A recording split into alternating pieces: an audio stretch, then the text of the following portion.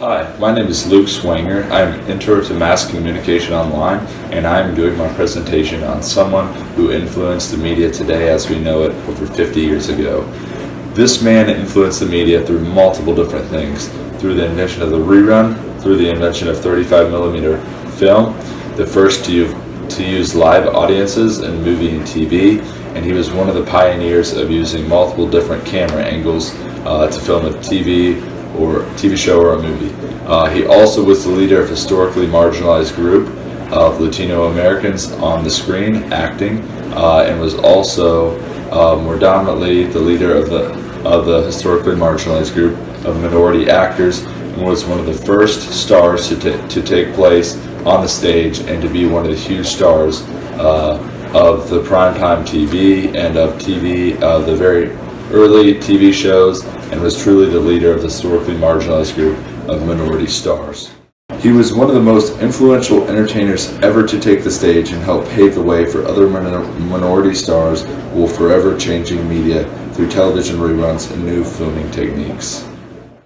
He was born on March 2nd, 1917 in Cuba. He was born to his parents, and by 1923 his father had become mayor of Santiago in Cuba. By 1933, though, he had lived a very good, prosperous life. His father was beloved. He was one of the most beloved politicians or leaders of that time. But by 1933, he was forced to leave with his mother to flee to the United States and flee to Miami, Florida. His father was not able to, though, because he got caught there and he wasn't able to leave, being one of the leaders in the communist uprisings and revolution. Very sadly, his house was burned. All of his possessions, animals, everything were looted and destroyed. So it was very sad, but thankfully his father was able to make it to my 1940. He went to Hollywood and he did his first movie, Too Many Girls, that was starring Lucille Ball, and this was his first movie, and he fell in love with Lucille and was married 9 years later. In 1949 they had their first child, and by 1951 they had produced I Love Lucy, which was a hit show, and the rest is history. They took off from there. That really helped pave the way for his stardom and put him on the national spotlight. And that was where he gained his role as the leader of the historically marginalized group of Latino Americans or other minorities. He was truly the first Latin American star and honestly the first minority star to come on the stage. And he truly was the leader of that historically marginalized group.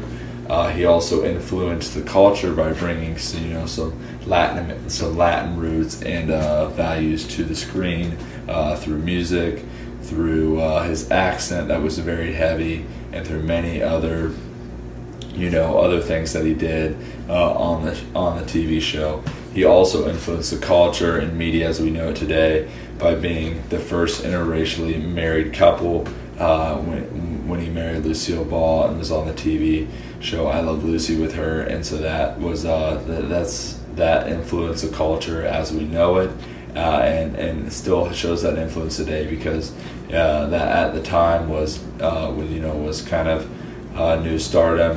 People didn't know what really to understand, but they loved the show, and that got viewed as a lot more normal after that happened. So that was where he left his legacy as well. But he, as I said, was one of the first minority stars, and that was where he was truly the leader of that marginalized group and forever changed how minority stars would be viewed and allowed so many doors to be opened, and also, in the hearts of young minorities or people that aspired for fame felt like they had that opportunity now after seeing him, and that furthered their career. And so his effects still live on today through the rerun, which allows us to be able to watch shows that we would never be able to watch if we couldn't. Say for example, I Love Lucy. I could never watch that. I'm 18 years old, but because of the rerun, I'm now able to watch that. I enjoy that show because he left us that legacy of being able to continue to watch it and forevermore inspiring generations to enjoy that show and to do something with that show and to be fans of the show. So the guy I'm talking about is Desi Arnaz. He made a huge imprint through being the leader of the historically marginalized group of Minority Stars beginning in the 1940s and really took a stardom in 1951. He made history by being the first interracially married couple with Lucille Ball, and he forevermore changed the game through reruns, which allow us to be able to watch shows that we could never watch live, but now can watch over and over again whenever we choose and whatever times we choose.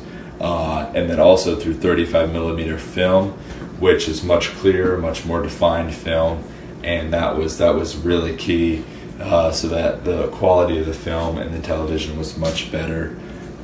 Also through multiple camera angles, which allow the audience to be able to see different angles, and just really presented a much better action shot. And also, again, like I said, through live audiences, he was the first to do that, and it still is used and adopted today.